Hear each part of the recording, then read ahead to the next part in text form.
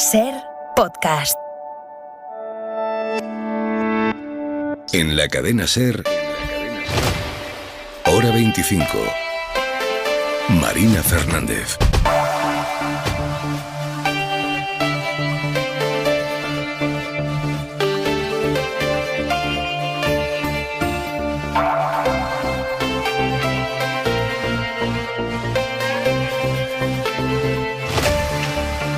Ya conocemos el alcance de las diferentes reformas que Esquerra, el PSOE y Unidas Podemos quieren introducir, aprovechando los cambios en el delito de sedición, y ya se ha desatado la previsible tormenta política en reacción a esas reformas. Esquerra Republicana plantea, como se esperaba, distinguir entre la malversación con ánimo de lucro, el uso de dinero público para beneficio personal o de terceros, que seguiría penado con hasta 8 años de cárcel como hasta ahora, distinguirlo de cuando esos fondos se desvían a usos ajenos a la función pública.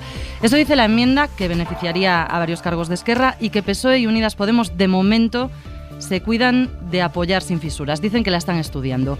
Lo que sí han hecho los partidos socios de gobierno es presentar su propia enmienda para crear un nuevo delito, el de enriquecimiento ilícito, en parte para tratar de contener las críticas a la reforma de la malversación. Un nuevo delito para poder perseguir a los cargos públicos que hayan incrementado su patrimonio sin justificación, para reforzar su mensaje de que el Gobierno no da ni un paso atrás en la lucha contra la corrupción, sino todo lo contrario.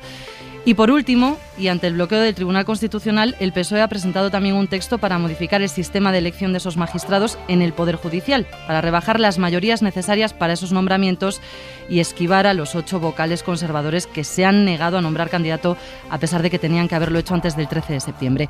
Una enmienda que ya ha tenido un primer efecto sin ser siquiera aprobada, porque esos vocales han movido ficha, han pedido la convocatoria de un pleno para elegir con las actuales mayorías sus magistrados para el Constitucional. Así termina esta semana de puente, pero de enorme intensidad política que no parece que vaya a amainar en los próximos días. Vox y Ciudadanos están presionando al PP, están presionando a Feijóo para presentar una moción de censura contra el Gobierno ante lo que consideran un autogolpe de Sánchez, así lo han dicho, un golpe a la Constitución. El PP descarta esa moción, pero Feijóo acaba de pronunciarse, acaba de decir que Sánchez es el presidente más autoritario de la democracia, con esas palabras. Hasta ahora solo había reaccionado en Twitter, luego lo vamos a escuchar. Mucho que analizar, que comentar este viernes en la mesa de Hora 25, que completan Fernando Garea, adjunto al director del Español. ¿Qué tal, Fernando? Hola, buenas noches. Lola García, directora adjunta de La Vanguardia. Buenas noches, Lola. Hola, buenas noches. Y el escritor Juan Manuel de Prada. Buenas noches, Juan Manuel. Muy buenas noches. Pero la última hora de este viernes nos lleva también a Bruselas, donde está en marcha una investigación por presunta corrupción en el Europarlamento, por presunto tráfico de influencias de Qatar con sobornos, presuntos regalos a cambio de favores. Hay 4 detenidos, entre ellos un ex eurodiputado italiano, y una de las vicepresidentas del Parlamento Europeo ha tenido que declarar ya en comisaría. Corresponsal comunitaria, Griselda Pastor, buenas noches. Buenas noches. La nota del Ministerio Fiscal belga es dura. La Policía Judicial Federal dice desde hace meses que un país del Golfo intenta influenciar las decisiones económicas y políticas del Parlamento Europeo, y lo hace vertiendo sumas considerables de dinero y ofreciendo regalos importantes a personas con posición política u estratégica significativa dentro de esta institución. En su último pleno en Estrasburgo, el Parlamento aprobó una resolución que impulsó el eurodiputado d'En Comú Podem, Ernest Urtasun. Lo escuchamos. Respetando la presunción de inocencia de los nombres que han salido, es que la justicia investigue hasta el final. Porque desde luego este tipo de cosas dañan la imagen del Parlamento Europeo. Lo que necesitamos es rendición de cuentas y que la justicia pueda hacer su trabajo. Por el momento, pero, el Parlamento reacciona con enorme prudencia, igual que el Grupo Socialista Europeo o que la Confederación de Sindicatos, cuyo secretario general, entre los 4 detenidos de esta mañana, viajó en su nombre a Qatar en noviembre para desde ahí avalar los progresos en temas laborales, cuando todo el mundo sabe que las protestas contra el Mundial tienen mucho que ver con los muertos durante la construcción de los estadios. Y el resto de noticias de este viernes, el día en 2 minutos. Joan Jimeno. ¿Qué tal? Buenas noches. Viernes en el que se ha celebrado en Alicante la cumbre euromediterránea, en la que España, Francia y Portugal han avanzado en los detalles del corredor submarino que unirá Barcelona y Marsella para transportar hidrógeno verde antes de 2030. Un proyecto que podrá ser financiado parcialmente por Bruselas y que servirá también para mitigar la dependencia europea del gas ruso. Es crucial seguir reduciendo la dependencia de los combustibles fósiles rusos y en ese marco el objetivo de España es el de contribuir con decisión a la seguridad del suministro del resto de Estados miembros. Día también en el que el Consejo General del Poder Judicial se ha pronunciado sobre la reforma del derecho al aborto. En general, la valoración es buena, aunque hay peros. El informe considera que los padres deben conocer la decisión de sus hijas si deciden interrumpir sus embarazos. También hoy les estamos detallando en la SER un nuevo informe del Defensor del Pueblo remitido a distintas ONGs sobre el salto a la valla de Melilla del pasado mes de junio. El defensor sigue sin estar convencido de las explicaciones del Ministerio del Interior, algo que preocupa a la Asociación Coordinadora de Barrios. Creemos que una vez más el Ministerio del Interior está ocultando respuestas a esa alta institución que es el Defensor del Pueblo, por lo cual no sabemos si será el Parlamento o cuál es el trámite ahora para intentar dirimir lo que realmente ocurrió. Además, la ministra de Defensa, Margarita Robles, ha dicho que los militares del cuartel de Bruck involucrados en el sorteo de los servicios de una prostituta no deberían seguir en el cuerpo. Esas personas tienen que estar fuera de las Fuerzas Armadas. Esas manifestaciones son un descrédito para las Fuerzas Armadas y no merecen estar en las Fuerzas Armadas. Y viernes de previa de los premios del cine europeo. Mañana sabremos si Carla Simón se lleva el galardón por Alcarrás o Penélope Cruz por su papel en Madres Paralelas. Gracias, Joan. Y en la contra de Hora 25...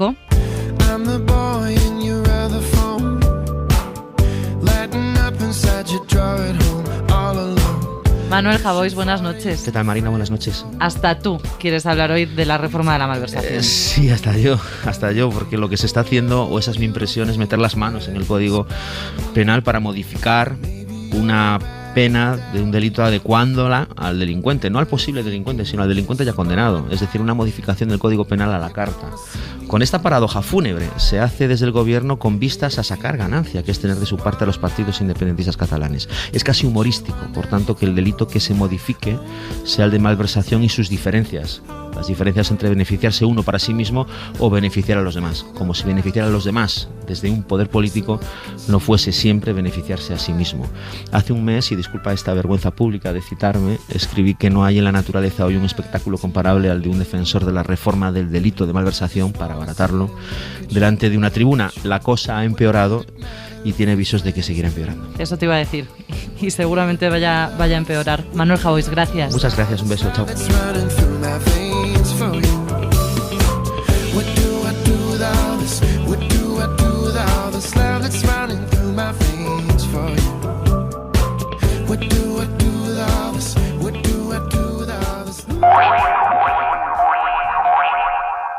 Vamos con este viernes de alto voltaje político e informativo. Hay mucho que comentar. Vamos a intentar hacerlo por partes, empezando por la reforma concreta del delito de malversación que ha registrado hoy Esquerra y que los partidos socios de gobierno, PSOE y Unidas Podemos, dicen que están estudiando porque aseguran que no la han negociado antes con los republicanos catalanes.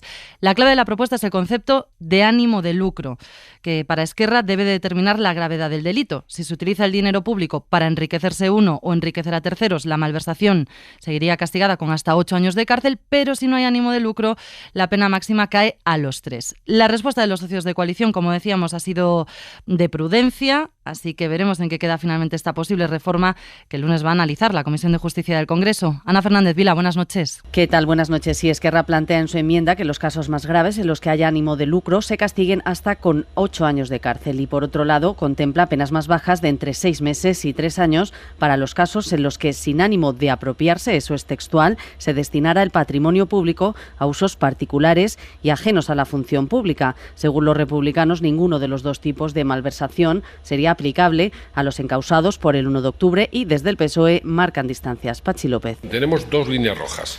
Ninguna que suponga beneficiar a los condenados por corrupción y segunda, que todo uso irregular, o sea, arbitrario de los fondos públicos tiene que tener sanción. Los socialistas siguen negociando con Esquerra y aseguran que cuando hay ánimo de lucro personal o a terceros deben mantenerse las penas más graves, y Unidas Podemos tampoco hace suya la enmienda de Esquerra. Evidentemente, si hay políticos corruptos en la Lezo, en la Gürtel, en la Kitchen, que se vayan a ver beneficiados, nosotros no podemos apoyar un planteamiento como ese.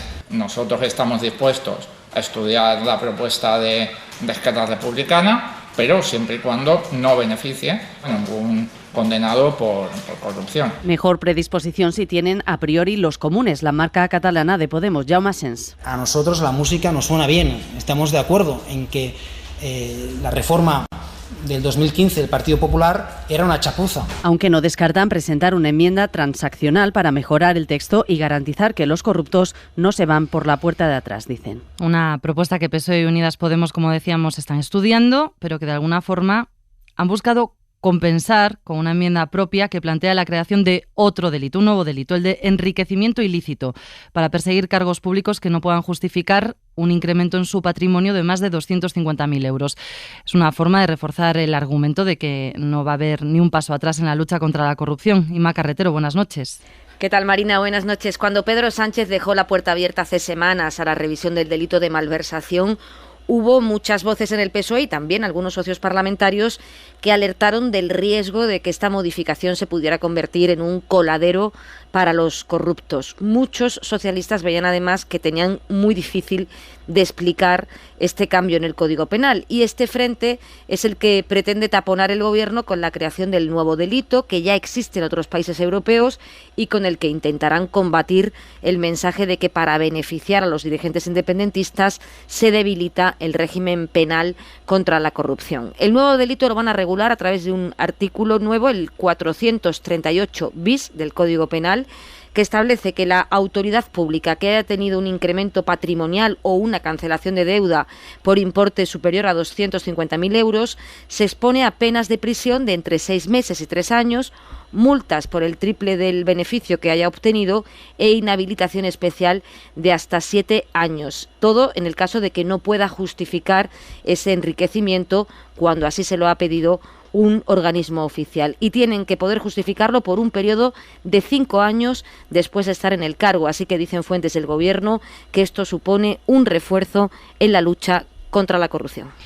Gracias, Inma. Queríamos completar este primer dibujo, Fernando, de estas posibles reformas. Tú puedes empezar por donde te parezca tu análisis. Sí, porque yo creo que hay que separar muy bien lo que se refiere al Tribunal Constitucional y a la malversación. Lo de la malversación yo creo que es difícilmente justificable. Ya lo comentamos un día cuando asomaba esa posibilidad en esta tertulia y ya dijimos que no se iban a atrever, que no lo iban a hacer, y ahí está a las puertas. De hecho, Esquerra asegura que está pactado el texto con el Gobierno, con Moncloa, y por tanto tiene muchos visos de salir.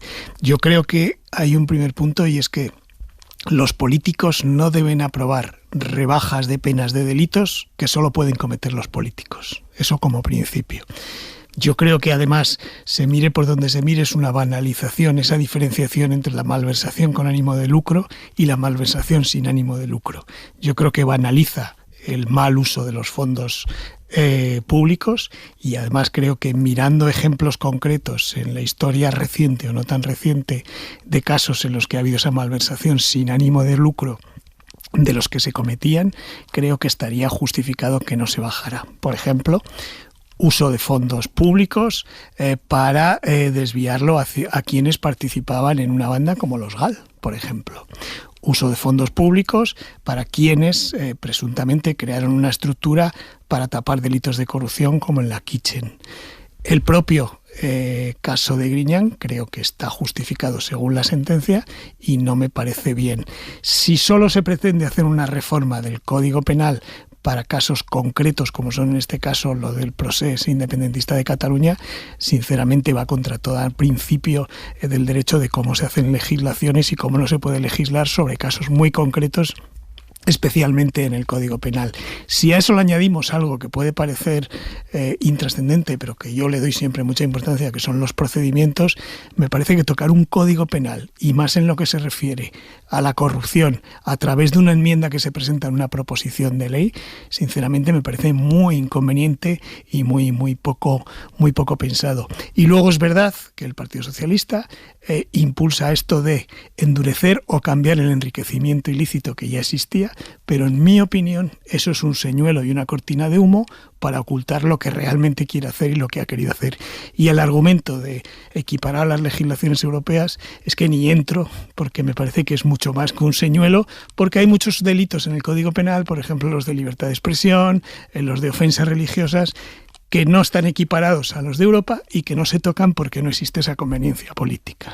Juan Manuel. En líneas generales estoy de acuerdo. También es verdad que lo hablamos hace algunas semanas y estoy de acuerdo. Vamos a ver ese finalismo a la hora de graduar el delito, dependiendo de cuál es el destino de esa malversación, es un sofisma. Porque es que puede haber finalidades mucho peores que el ánimo de lucro. Se pueden malversar fondos públicos pues para hundir la economía de un país, pongamos por caso, ¿no? Para beneficiar a un enemigo, por ejemplo, un enemigo que ansía pues que las instituciones, la hacienda pública española quiebre, pues tú haces una malversación sin ánimo de lucro con la intención de perjudicar al Estado, ¿no? Pongamos por caso, o a las instituciones públicas. En líneas generales, ese argumento del finalismo en el delito es un argumento totalmente torticero, ¿no? Es como si decimos que la violación, pues vamos a graduarla dependiendo si la violación se hace con afán de obtener un placer o no. Es que es indiferente la finalidad para la que se perpetra una violación, porque es que puede haber finalidades mucho peores, ¿no? O pensemos, no sé, en un delito de lesiones. No, pues el delito de lesiones, si no se perpetra para hacer daño, no, pero es que da igual, es que se puede perpetrar porque hay un tráfico de órganos. La finalidad puede ser mucho peor. Entonces, a mí esto, honestamente, me parece que no es serio. Creo que se le está tomando un poco el pelo a los españoles cuando se hace esa distinción entre si la malversación es con ánimo de lucro o no. Es que hay finalidades peores. Respecto al otro, pues efectivamente es un maquillaje, y la verdad, pues a estas alturas también yo creo que las reformas legales no se pueden hacer para satisfacer en un caso concreto a una persona concreta, porque eso es la legislación a la carta. A mí me parece mucho más honesto, la verdad, que el gobierno decida dar un indulto absoluto, un indulto en unos términos mucho más amplios de los que se dio, pero reformar las leyes ad hominem, introducir cambios legales para arreglar una situación en concreto, o para satisfacer a alguien en concreto, en una determinada coyuntura, a mí me parece muy peligroso. Es verdad que en este caso el Gobierno tampoco ha escondido que es una reforma, dicen, para terminar de cerrar el capítulo del proceso. O sea, que de alguna manera tampoco esconden, aunque se busque pues, claro, nuevo delito, esconden, no, pero... o se busque el argumento de Europa. Lola. Bueno, a ver, yo prácticamente no recuerdo ninguna reforma del Código Penal en los últimos años, y por no decir décadas, que no haya sido motivada por casos concretos, de situaciones concretas de actualidad o de la... También de la que impulsó el PP se dijo en su exactamente. En el 2015, la que impulsó el Partido Popular se hizo precisamente para castigar más el 9N, porque si recordáis, a Artur Mas no se le pudo condenar por malversación por haber organizado aquella consulta del 9N, porque se consideraba que el uso que había hecho, como no era con ánimo de lucro, pues no entraba dentro de la malversación. Lo que hizo el Partido Popular para intentar impedir eso si volvía a ocurrir es trasladar la administración desleal, que es, digamos, algo que ocurre en el ámbito de las empresas privadas, trasladarlo a lo público y ponerle una pena de 2 a 6 años.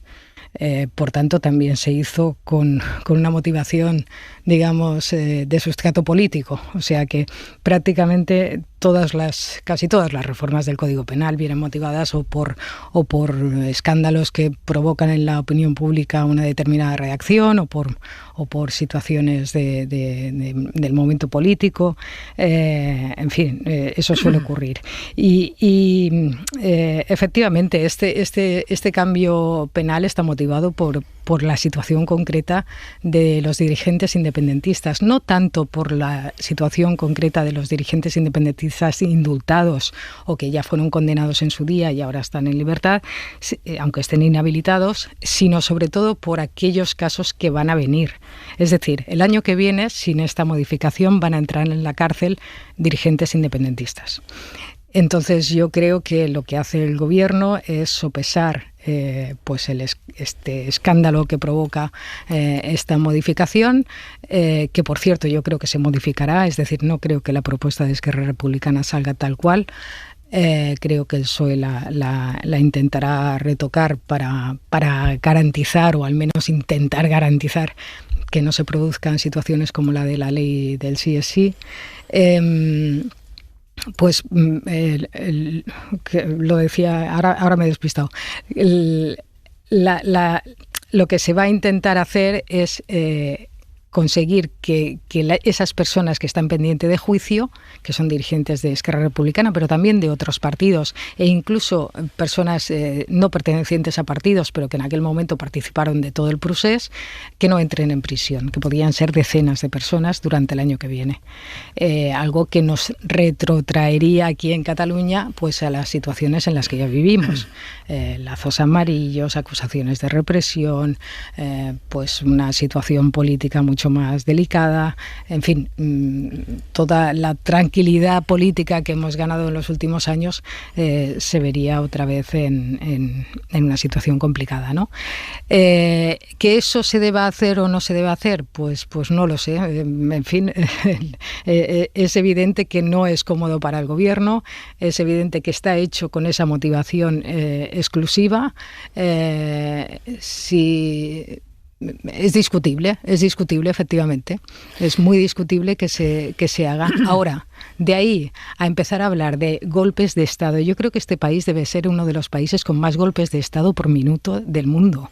O sea, yo creo que cada día escucho por parte de alguien que se ha cometido un autogolpe de Estado o un golpe de Estado. En fin, uno puede estar de acuerdo o no con las reformas legales que se hagan, pero creo que nadie en este momento puede hablar de golpes de Estado simplemente porque se haga una reforma que no gusta o que parezca injusta, ¿no? Luego os preguntaré por la reacción de la oposición. Fernando. Claro, es que la reacción de la oposición no debe servir para justificar algo. Yo lo estoy criticando sin necesidad de recurrir a esa hipérbole que me parece no solo innecesaria, sino que me parece injusta.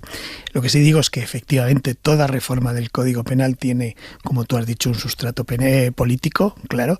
Tan importante es modificar el Código Penal como que efectivamente son decisiones trascendentes de todos los gobiernos y todos los gobiernos han cambiado el Código Penal por lo que tú llamas un sustrato político. Lo que sí me permito decir es que en ningún caso se ha modificado el Código Penal a la baja para favorecer al partido con el que se está pactando y menos con el partido que se está sosteniendo en el gobierno. Yo creo que eso no ha ocurrido nunca. Primero, las rebajas de pena en las reformas del Código Penal son muy escasas, ni siquiera las puedes contar con el dedo con la mano porque te sobrarían dedos, pero además pactarla con el partido al que pertenecen los que han sido acusados o condenados por ese delito, eso me parece que no tiene ningún precedente en la historia constitucional y democrática. Siguiente lugar, es verdad que la finalidad política es lo que tú has dicho respecto a Cataluña. A mí me parecieron bien los indultos, creo que además fue eficaz. Creo que esto tiene otra naturaleza distinta, pero si el gobierno lo hace por esta motivación, como nosotros estamos interpretando y haciendo casi exégesis de la actuación del gobierno, ¿por qué demonios no sale el gobierno claramente a decir lo hacemos por esto, por esto y por esto? Y nos venden, primero, cortinas de humo, insisto, como lo del enriquecimiento ilícito. Que yo sepa, en los últimos muchos años no hay muchos casos en los que haya una controversia de alguien que se quede impune por ese tipo de actuaciones. Si se hace, me parece bien, pero desde luego no tiene que estar ligado a esto. En segundo lugar, nos dice que es para equipararnos a Europa. Será a algunos países de Europa porque a otros no. Y luego a mí me parece que tiene un riesgo que a mí me parece muy peligroso, que es el de banalizar la malversación y el mal uso de los fondos públicos. Los fondos públicos tienen que ser sagrados cuando están en manos de un cargo público y desde luego los políticos no deben legislar para bajar las penas de delitos que solo cometen los políticos, como es el caso. Sobre este delito de enriquecimiento ilícito de cargos públicos que plantean PSOE y Unidas Podemos, precisamente sobre esto que decías, Fernando, Naciones Unidas venía reclamando algo así, lo reclamaba hace unos años, y Miguel Ángel Campos ha hecho un repaso a una serie de nombres de políticos conocidos a los que quizás se les podría haber aplicado. Miguel Ángel Campos, cuéntanos. Este tipo delictivo podría haberse aplicado a numerosos casos de corrupción que, por no demostrarse la procedencia ilícita del dinero, se han saldado, y no en todos los casos, con meras sanciones administrativas. De haber estado en el Código Penal, podría haberse aplicado a Carlos Fabra, que, como Al Capone, al final solo pudo ser condenado por delito fiscal pese a su patrimonio millonario injustificado al no poderse demostrar el cohecho. Con el enriquecimiento ilícito, la condena a Fabra habría sido mayor. También podría haberse aplicado al millón que apareció en el altillo de los suegros de Granados o a la fortuna que amasaron Bárcenas, Luis Andrés García o Zaplana siendo cargos públicos. El delito de enriquecimiento ilícito tiene defensores, pero también detractores que interpretan que invierte la carga de la prueba, pero la Convención de Naciones Unidas contra la Corrupción lleva pidiéndolo desde 2003 y el fiscal jefe anticorrupción, Alejandro Luzón, también cada año desde que ocupa el puesto en la memoria anual de la Fiscalía. Suscríbete a Hora 25. Tenemos que entrar en la otra reforma de calado que el PSOE quiere introducir vía enmienda. Está para vencer el bloqueo del Tribunal Constitucional. No es que quiera dejar atrás la malversación, el enriquecimiento ilícito. Podemos volver sobre ellos ahora en el análisis, pero antes vamos a ampliar esta otra reforma, esta otra propuesta. Es para que los vocales conservadores rebeldes básicamente no puedan seguir bloqueando el nombramiento de los magistrados que les corresponde elegir. El PSOE plantea modificar las mayorías necesarias dentro del Poder Judicial para esa elección de magistrados, que baste con una mayoría simple, y se mete también con esta enmienda en el funcionamiento del propio Constitucional, proponiendo la eliminación del trámite de verificación, que se llama. En definitiva, para que el Tribunal de Garantías, el Constitucional, no tenga que dar el visto bueno a los magistrados que nombre el Gobierno. La cosa es que con solo el registro de esta enmienda, los vocales conservadores se han reunido y han decidido salir del bloqueo. Quieren una reunión urgente del Consejo General del Poder Judicial para nombrar, ahora sí, a los magistrados que les corresponde con el actual sistema, por mayoría de 3/5. Pero tampoco está nada claro que vaya a haber acuerdo. Pedro Jiménez. Los 8 vocales rebeldes elegidos a propuesta del PP han pedido ahora la convocatoria urgente de un pleno extraordinario para elegir a los magistrados del Tribunal Constitucional, aunque las posibilidades de que haya acuerdo son remotas. Este movimiento llega unas horas después de conocerse la enmienda de PSOE y Unidas Podemos para rebajar las mayorías para renovar el Tribunal de Garantías que estos vocales bloquean desde el pasado mes de julio. La batalla está en los nombres. Los vocales conservadores tienen la mirada puesta en la presidencia del futuro Tribunal Constitucional, María Luisa Balaguer, que cuenta con el apoyo del sector conservador, y Cándido Conde Pumpido, que tiene el apoyo del ala progresista, pugnan por el puesto. El candidato de los vocales progresistas, dicen, es un voto seguro para la presidencia de Conde Pumpido y por eso tratan de buscar apoyos para aupar a otro distinto. Los vocales del PP quieren elegir a los 2 candidatos del Consejo. Por cierto, Pedro, que esto de las mayorías necesarias dentro del Consejo General del Poder Judicial para nombrar a los magistrados del Constitucional ya había sido motivo de disputa política, pero porque al PP de hace unos años, al PP de Rajoy, no le gustaba la mayoría de 3/5, que ahora el PP de Feijóo exige mantener. Una mayoría que implantó el gobierno de Zapatero y a la que el Tribunal Constitucional dio el visto bueno en respuesta a un recurso de los populares. Los vocales elegidos a propuesta del PP, en línea con los mensajes que ha transmitido la calle Génova, califican de fraude inconstitucional la enmienda propuesta por PSOE y Unidas Podemos, que pretende volver a la mayoría simple para elegir a los candidatos al Tribunal Constitucional en detrimento de los 3/5 exigidos hasta ahora. Una mayoría que adoptó el gobierno de Zapatero y que fue recurrida por el Partido Popular al Tribunal de Garantías, que no le dio la razón. La sentencia de la que fue ponente el magistrado Pablo Pérez Trems en el año 2013 señalaba que la mera posibilidad de un uso torticero de las normas no puede ser nunca en sí misma motivo bastante para declarar la inconstitucionalidad de estas, porque la admisión de esta práctica pone en tela de juicio la legitimación democrática del Poder Judicial. Judicial. El alto tribunal añadió también que no se puede deducir del texto de la Constitución límite alguno impuesto al legislador orgánico a la hora de configurar el modo concreto en el que el Consejo del Poder Judicial adopta las decisiones relativas a la provisión de plazas de nombramientos discrecionales, es decir, que se puede adoptar el sistema que el legislador prefiera. Pues no está en vigor la reforma, la enmienda, pero ya podemos hablar, Lola, de un cierto efecto. Parece que los vocales conservadores ahora tienen prisa por elegir a los magistrados del Constitucional. Bueno, sería impresionante, ¿no? Que ahora que tienen un pleno convocado para el 22 de diciembre, en el que ya avanzaban que seguramente no llegarían a un acuerdo, y que ahora convocaran un pleno extraordinario antes y decidieran finalmente elegir a los vocales que les corresponden. Eso sería insuperable ya.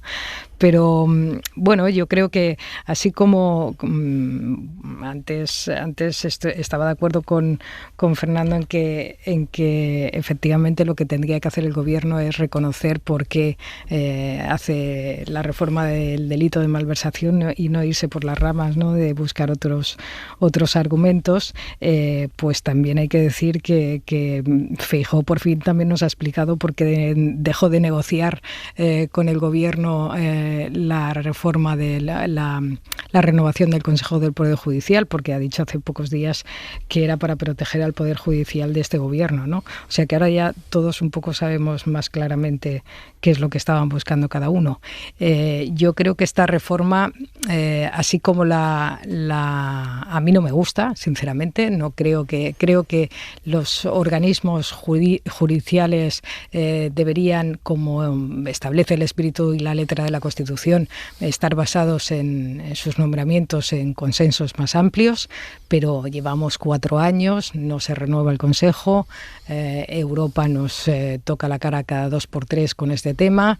Creo que es un bloqueo inadmisible, y puesto que no se puede o no se debe cambiar las mayorías para elegir al Consejo, puesto que también Europa nos dijo que esa no era la vía que había que elegir, pues este retoque en la ley del Tribunal Constitucional y estas enmiendas que presentan ahora mismo el PSOE y Unidas Podemos pueden permitir sortear una parte de ese bloqueo en el caso del Constitucional. Sinceramente, gustar no me gusta, pero es que no veo ninguna otra opción en este momento. No creo que se pueda estar ad eternum en esta situación sin que nadie pueda hacer nada por evitarlo, ¿no? Juan Manuel. Bueno, vamos a ver, ¿no? Sí se pueden hacer cosas, se pueden convocar elecciones y decir que se convocan elecciones precisamente puesto que hay unas instituciones bloqueadas, pues es bueno renovar las instituciones, ¿no?, para tratar de quebrar este bloqueo. Platón No acabo de ver la relación, perdona. Es que no lo entiendo. O sea, convocar elecciones generales, ¿te refieres? Sí, convocar elecciones generales y que el gobierno diga convoco estas elecciones generales porque hay un partido en la oposición que está bloqueando. Entonces pido a los ciudadanos su voto precisamente para no depender de estos señores, ¿no? Por ejemplo. Ya. Pero Platón decía en su diálogo Las leyes que quien esclaviza las leyes a sus intereses es el enemigo de la polis.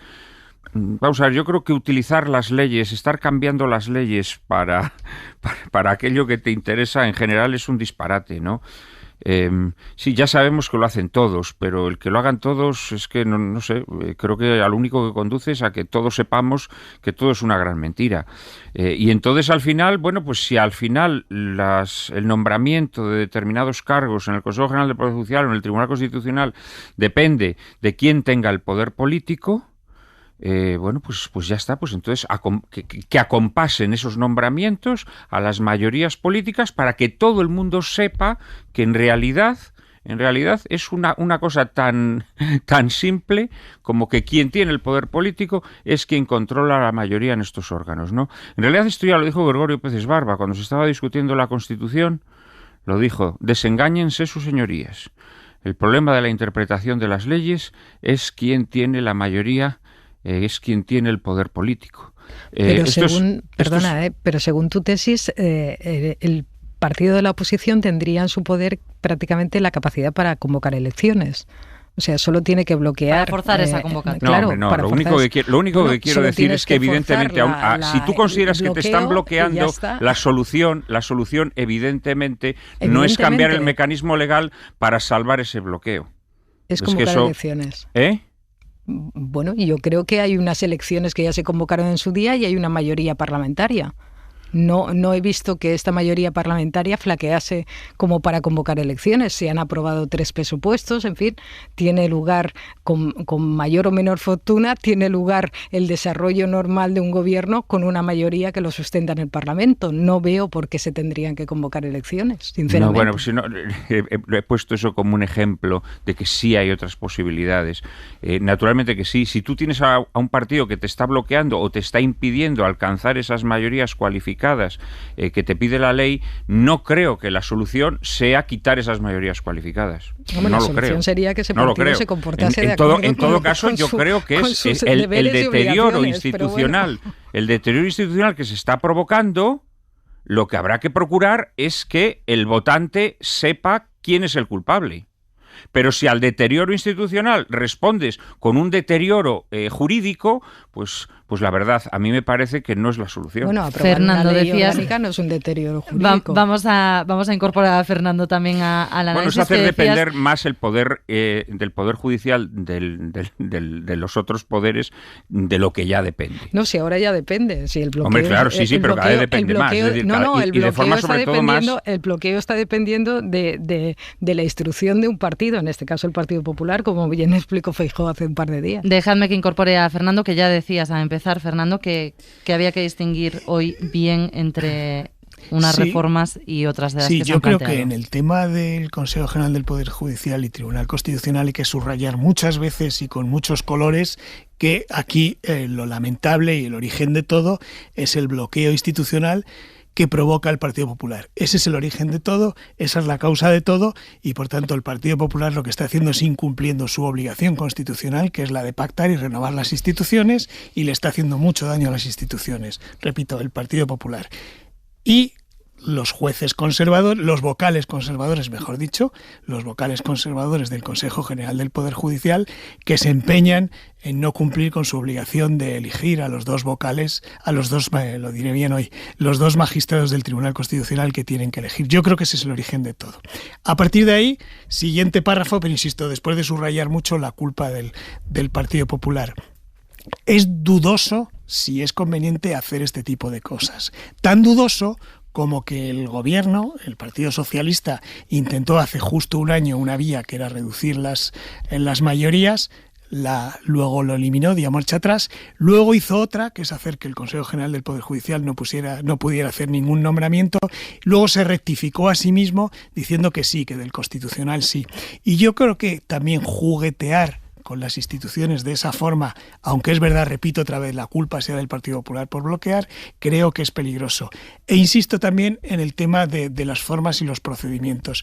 Tocar instituciones y mayorías de las instituciones a través de enmiendas colgadas de una ley, en este caso una proposición de ley de reforma del Código Penal, a mí me parece que es peligroso. Porque luego pasa lo que pasa con las legislaciones, que tienen problemas, que no se pueden aplicar, echamos la culpa a los jueces, etcétera, etcétera. Por tanto, me parece un poco peligroso esa manera de legislar sobre las instituciones. Entiendo el bloqueo, entiendo la situación difícil. Desde luego no me parece que la solución sea convocar elecciones, porque entonces le estarías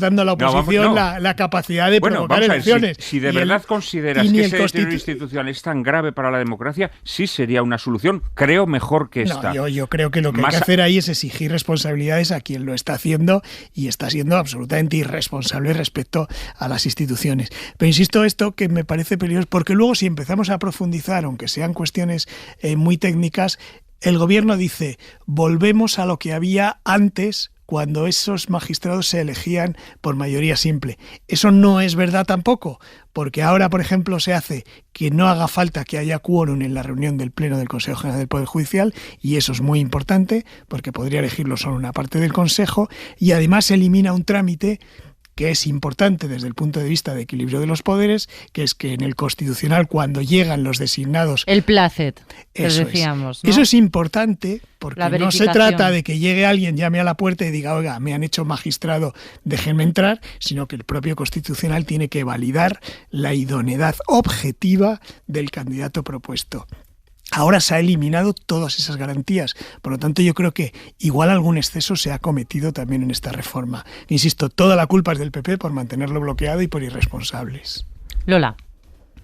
No, a ver, insisto en que a mí tampoco me gustan este tipo de soluciones, pero es que llevamos 4 años. Y va a transcurrir toda la legislatura y el PP va a impedir que se cambien unas mayorías que ahora mismo existen. O sea, que no deberían continuar de esta forma. Con lo cual, a ver, podemos estar hablando del asunto, y el asunto es muy técnico, muy farragoso. Yo creo que la mayoría de la gente, pues claro, no le acaba de llegar, pero al final el Tribunal Constitucional, y eso sí que lo entiende todo el mundo, corre el riesgo, si se continúa manteniendo de esta forma bloqueado, de que se acabe convirtiendo en el instrumento ideológico de un partido para frenar toda la producción legislativa que emana del Parlamento en un momento determinado, y que no sea el organismo que tiene que velar por la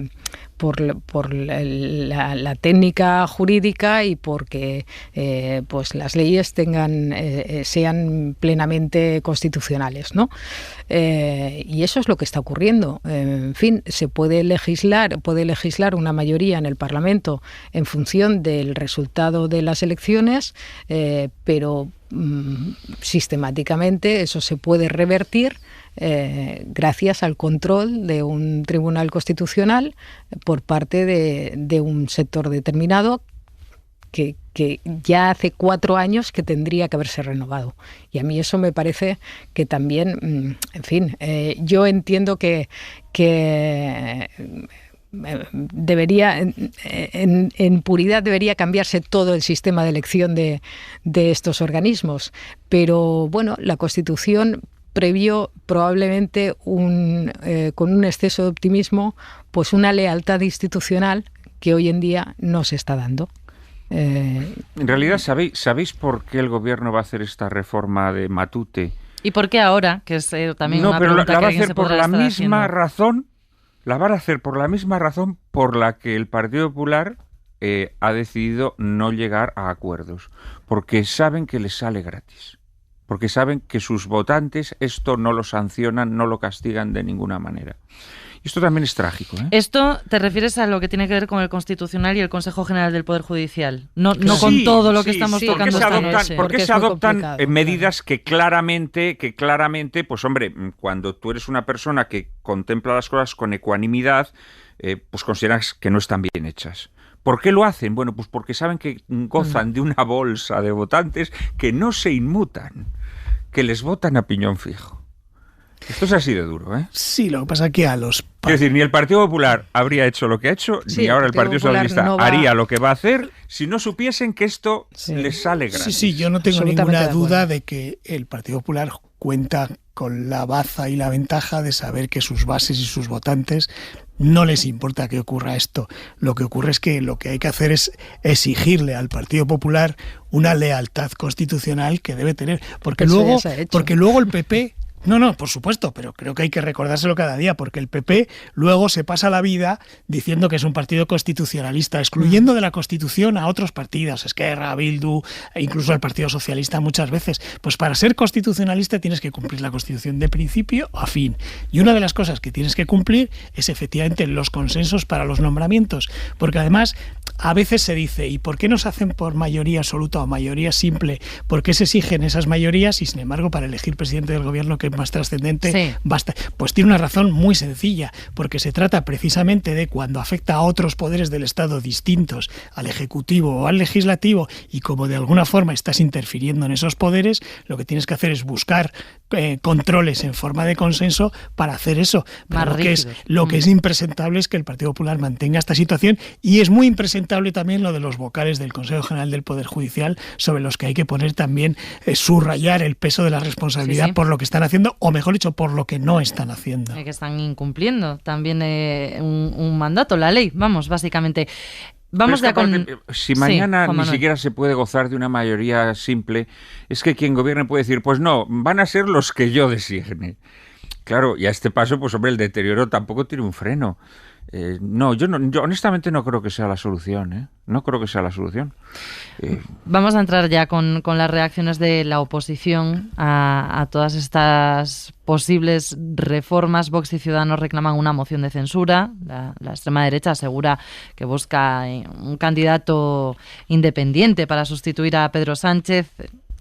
Están presionando a Núñez Feijóo, que acaba de hablar esta noche por primera vez en todo el día en la presentación de un libro en Santiago de Compostela. Sin ambajes ni medias tintas, estamos ante el presidente más autoritario de la democracia española.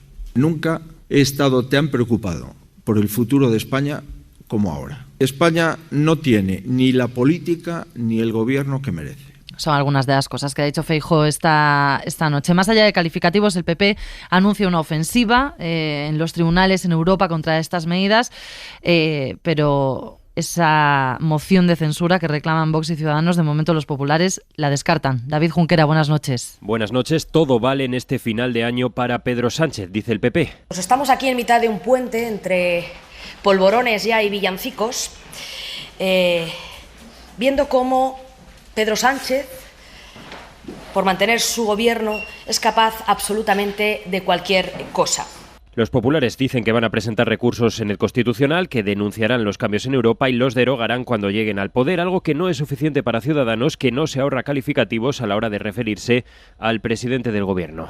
Sánchez está dando un autogolpe a la democracia española desde el poder, desde el gobierno de España. Y Sánchez ya no es un presidente del gobierno, es que es un aprendiz de dictador al que tenemos que con fuerza pararle los pies democráticamente. Pide a Arrimadas una moción de censura y Vox se pone manos a la obra y anda ya a la búsqueda de un candidato independiente que se comprometa a convocar elecciones. Sea cual sea el resultado de la moción, es el deber de toda la oposición presentarla. Todos los diputados del Congreso deben retratarse ante este nuevo golpe a la Constitución. Ejerce presión Abascal sobre Feijóo para que se mueva, pero de momento en Génova creen que una moción fallida solo valdría para reforzar al Ejecutivo Sánchez.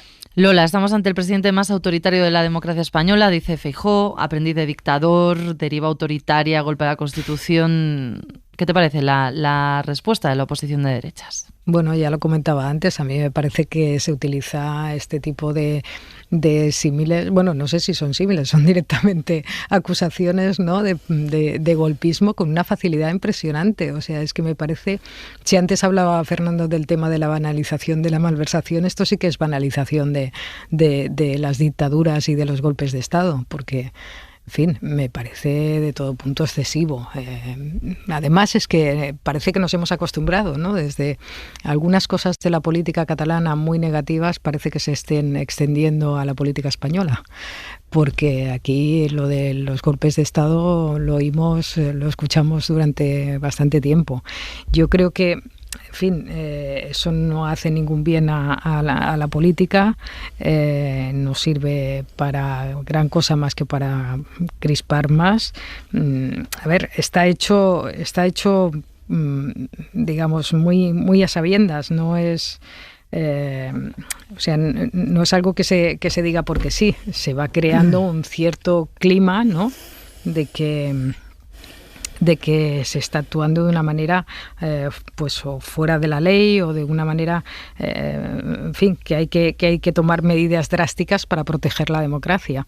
Eso no es que sea un discurso espontáneo, es un discurso pensado y meditado y con unas consecuencias, y me parece peligroso, efectivamente, me parece muy peligroso. Juan Manuel.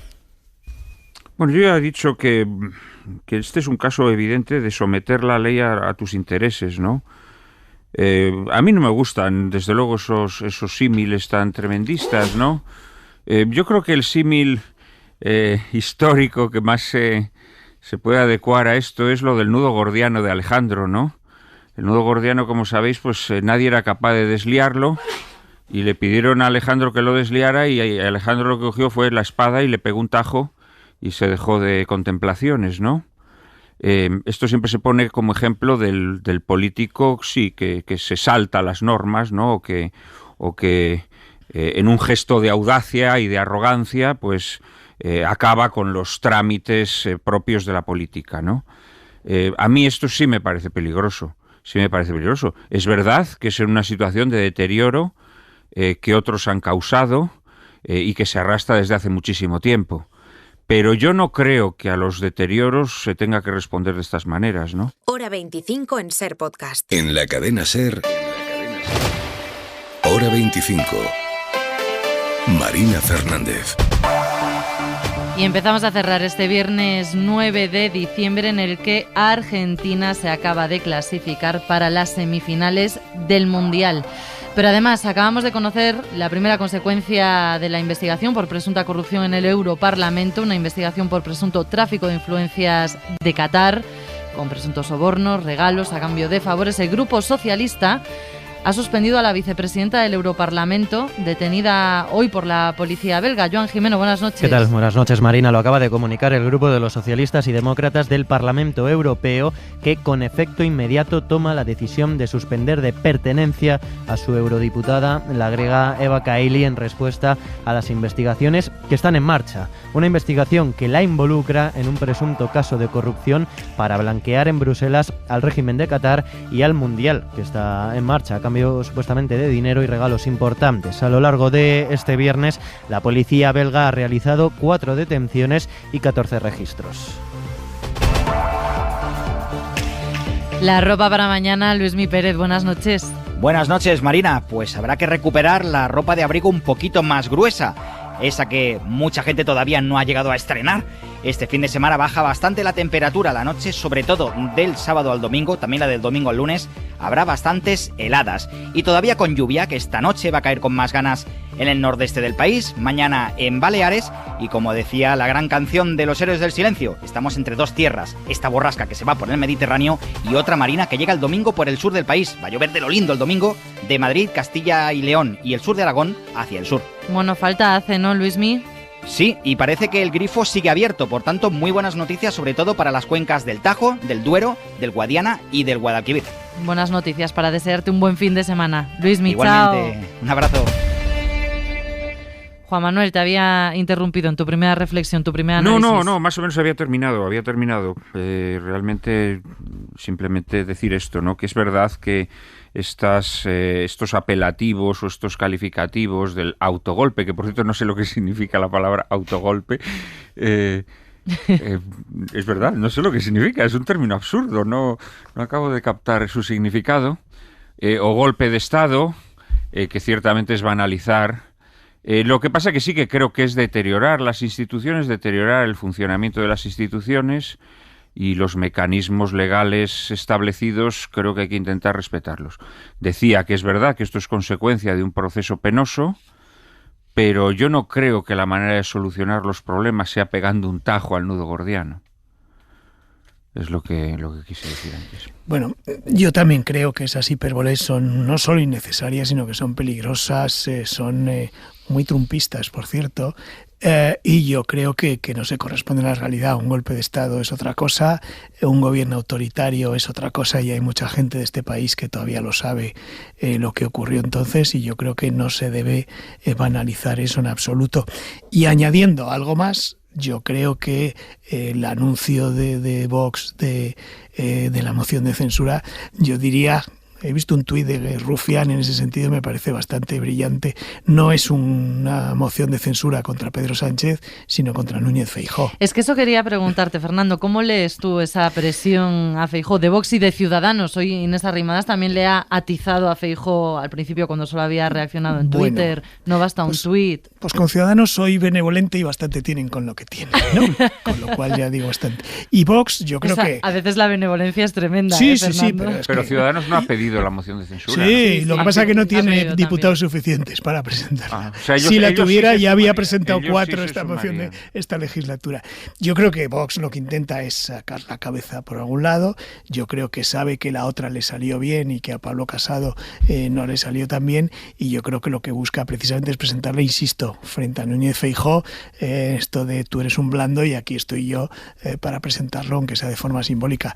A Núñez Feijóo yo creo que le va fatal, la de Abascal y una eventual que pudiera presentar el PPI, que no presentará, porque los debates no le van bien, porque no tiene mayoría para sacarlo adelante, etcétera, etcétera. Entonces mi impresión es que lo de Vox es más un movimiento contra Núñez Feijóo que contra en clave Sánchez. dentro de hecho, del espacio de la derecha. Bueno, la ultraderecha siempre acude, supongo que involuntariamente, al rescate del gobierno cuando más lo necesita. Es decir, el efecto de la ultraderecha tiene un efecto pegamento para el bloque de investidura y para el gobierno que creo que ya se ha demostrado en esta legislatura, y lo que une a esos partidos de la investidura para votar algunas cosas que a algunos partidos les gustan regular es precisamente la posibilidad de que haya un gobierno en el que esté la ultraderecha.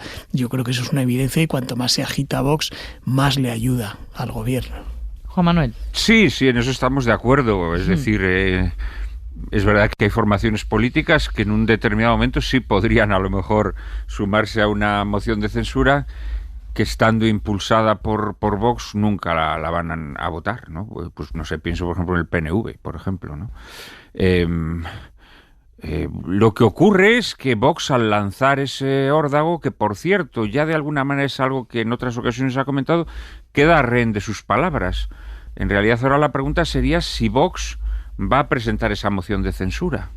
Porque al presentar esa moción de censura, ¿qué haría el Partido Popular? ¿Haría lo mismo que Pablo Casado y abstenerse? Evidentemente esto perjudicaría también al Partido Popular, como perjudicó a Casado, entre el votante de derechas. Yo dudo que Feijóo la vaya a presentar, sinceramente. No, presentarla no, digo si la presenta Vox, que yo creo que Vox la tendrá que presentar, ¿no? Sí, pero además con un candidato independiente. Un candidato independiente está buscando, dice. Yo no sé si dedicarle mucho tiempo, aunque le tendremos que dedicar si la presenta, porque habrá un debate, habrá un pleno, etcétera. Lola, tú también lees así en esta clave que apuntaba Fernando, este movimiento. Es una trampa saducea para el PP. Vox iba ya un par de meses intentando recuperar el paso frente a Feijóo, ¿no? Que hubo un momento que Feijóo estaba recuperando los votos que se habían ido, o parte de los votos que se habían ido a Vox, y en los últimos tiempos pues Vox ha hecho entre los insultos a la ministra Montero, en fin, está aprovechando todas las oportunidades, todos los resquicios, ¿no?, que le pueda ofrecer el gobierno de Sánchez para intentar avanzarse a Feijóo y hacer las propuestas pues más allá de lo que pueda ir el líder del Partido Popular, para dejarlo en evidencia, efectivamente, como decía Fernando, para decir, bueno, pues este señor es más blandito que incluso que Rajoy, ¿no? Y por tanto aquí estamos nosotros para defender las esencias. Es básicamente eso. Bueno, vamos a hacer una pausa y a cambiar completamente de asunto, porque vamos a conectar con la NASA. Hora 25. Marina Fernández. 7, 6, 5. Hace poco más de 3 semanas y después de medio siglo, 3, 2, 1. La humanidad puso de nuevo rumbo a la Luna. Back to the moon and beyond.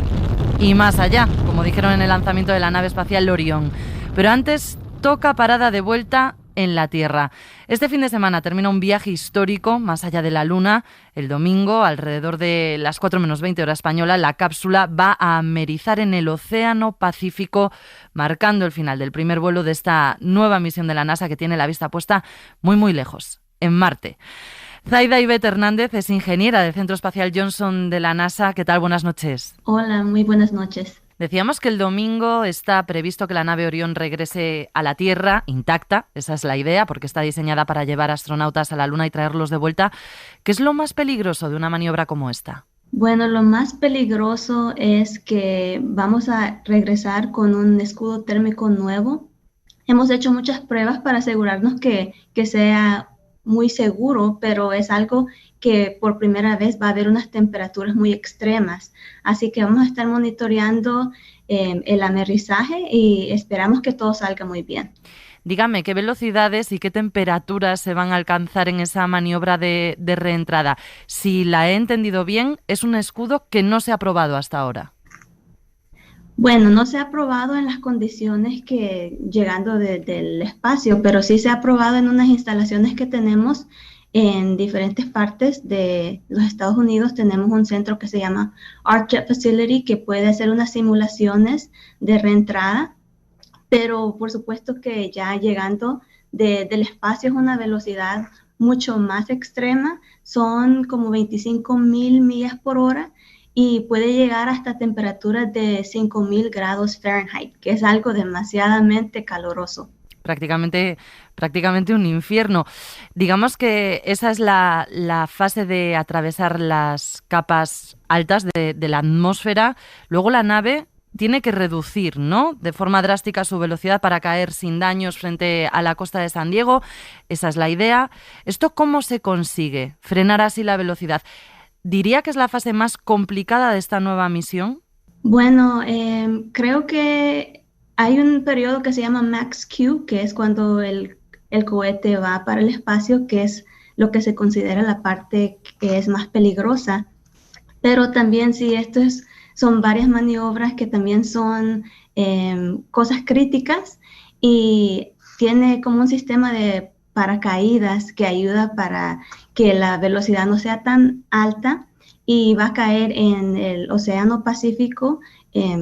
Han escogido un lugar de aterrizaje un poco diferente de lo que habían visto primero. Primero iba a ser más cerca de la costa de San Diego, ahora están mirando más como cerca de Baja California, un poco más hacia el sur. De alguna manera este viaje de Orión era una prueba para después, en el próximo lanzamiento previsto, llevar ya sí astronautas de vuelta a la Luna. ¿Qué balance hacen en la NASA? ¿Se ha demostrado segura la nave, a la espera de lo que pasa este fin de semana, se ha demostrado segura la nave para que volvamos a pisar nuestro satélite? Así es. Ya cuando ya llegue la nave se va a transportar para el sistema espacial Kennedy, que está en la Florida, para hacer las inspecciones, y también tenemos que agarrar todos esos datos que se colectaron en este viaje. Pero sí, ya esperamos que con los nuevos análisis que se van a hacer con los datos, podamos ya estar bien seguros que podamos llevar a los astronautas. Esperemos que el Artemis 2 sea ya para 2024, y que ya podamos hacer el Artemis 3, que ahí es ya cuando los astronautas van a pisar de nuevo en la Luna para 2025, ya por esos años. Es cierto que Artemis 1 no ha llevado tripulación, pero ha batido varios récords. Es la nave espacial diseñada para albergar astronautas que ha llegado más lejos de la Tierra, 430.000 kilómetros. Explíquenos, por favor, hasta qué punto es importante este récord. Bueno, es muy importante este récord porque también esta es la nave que ha estado más tiempo en el espacio sin tener que conectarse con una estación espacial. Así que se han hecho pruebas del sistema de control térmico, se han hecho pruebas de la navegación, de propulsión. Van a ser 26 días de misión. Es una misión bien larga, y han habido cositas bien pequeñas que tal vez son pequeños fallos, pero es una nave que han trabajado miles de personas, y yo podría decir que casi sin ningún problema. Ha sido una misión bien buena, y ya esperemos que para el domingo sea así 100% exitosa, y que esto sí nos ayude ya para poder llevar los astronautas de nuevo a la Luna. No sé si puede contarnos cuáles han sido algunos de esos pequeños fallos, o si son muy técnicos y no nos vamos a enterar. Sí, son un poco técnicos. Por ejemplo, han tenido unas maniobras que tienen unas panelas solares que también tienen cámaras, y a veces como que los ángulos no se podían ver las imágenes que querían para agarrar las fotos de la Luna. Pero son cositas así muy técnicas, así muy mecánicas. Nada que ha sido como que, wow, no podemos hacer la misión. Son cositas bien pequeñas. Díganos, ¿este viaje de Orión es el precursor, por decirlo así, de próximos viajes frecuentes de la Tierra a la Luna, de la Luna a la Tierra, como se hacen a la Estación Espacial Internacional, pero pensando en una base instalada en la Luna? ¿Esa es la idea? Esa es la idea, sí. Las ideas son de hacer un campamento Artemis. Eso incluye hacer una estación espacial alrededor de la Luna que se va a llamar Gateway. Esa estación espacial ya está siendo diseñada, las últimas partes. Unas partes ya están siendo construidas. El plan es poder llevar esas partes al espacio para el año 2024. ya estar lista para la llegada de la cápsula en Artemis 3. También vamos a tener mucha colaboración con las compañías privadas. SpaceX ganó un contrato para diseñar el módulo de aterrizaje a la Luna, así que vamos a trabajar juntos con ellos para poder que llegue Artemis, que se conecte con Gateway y que esté lista también el módulo de SpaceX para poder llevar a los astronautas a la superficie de la Luna. Así que eso va a ser una misión más compleja, mucho más compleja que la que hemos hecho este año, pero ya nos estamos preparando. Y díganos, como ingeniera, ¿cómo se vive? ¿Cuál es la sensación al participar en una misión tan ambiciosa como esta? Yo me siento muy feliz, muy orgullosa de ser parte del equipo de Artemis. Yo trabajo en sistemas de protección térmico y hasta ahora hemos visto que todo va funcionando muy bien, así que me siento muy feliz, muy contenta por el equipo. Vamos a tener mucho más trabajo ya cuando llegue la cápsula para ver esos datos, que es lo que hacemos como ingenieros, pero así como lo más que puedo decir es que estamos muy orgullosos de cómo funcionó todo y estamos muy emocionados por lo que viene. Pues Zaida Ivette Hernández, ingeniera del Centro Espacial Johnson de la NASA, muchísimas gracias por estar en Hora 25 y mucha suerte este fin de semana. Muchas gracias. Pues de vuelta a la Tierra, Fernando Garea, Lola García, Juan Manuel de Prada. Lo dejamos aquí, que paséis un estupendo fin de semana. Igualmente, María. Igualmente, hasta pronto. Gracias. Porque el cierre a este Hora 25 lo pone La Voz de la Experiencia. ¿Pero qué broma es esta? Con Miguel Ángel Aguilar. Miguel Ángel Aguilar, buenas noches. Muy buenas noches, Marina. Ha sido tan intensa la semana que casi ha quedado en segundo plano, eclipsado el aniversario de la Constitución, al que tú no has faltado. Sí, yo voy siempre. Este año no han mandado invitaciones, pero bueno, con la acreditación que tengo del Congreso, pues ha sido suficiente. Entonces me interesaba porque luego te cuentan, pero es distinto cuando estás ahí.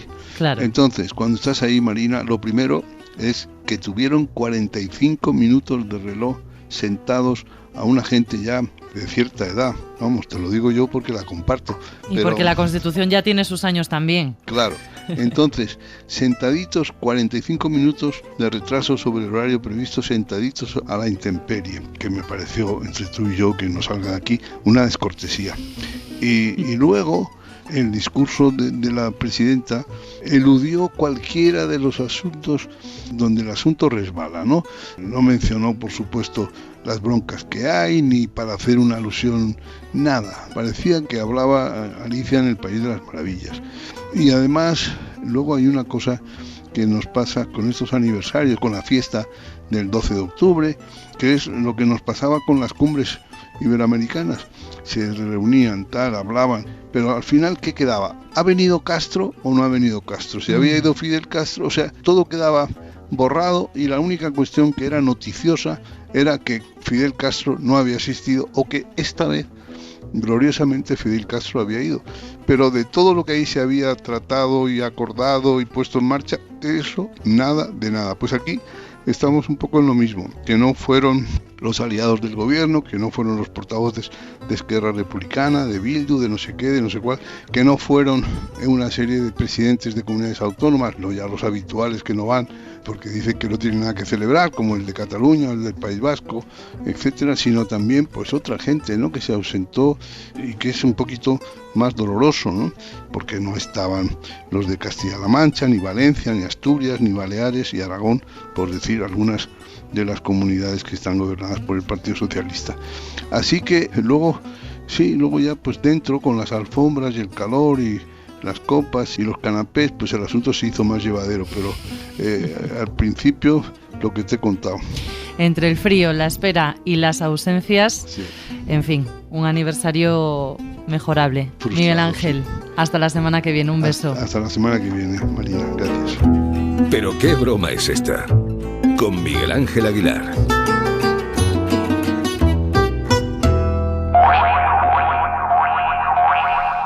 Hasta aquí, hora 25. El lunes volvemos con Aimar Bretos al frente. Lunes de Ágora, que promete. Ha sido un placer, como siempre. Feliz fin de semana.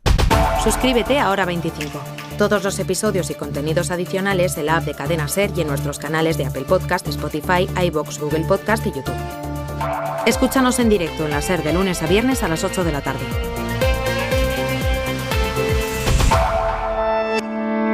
Cadena SER. La radio.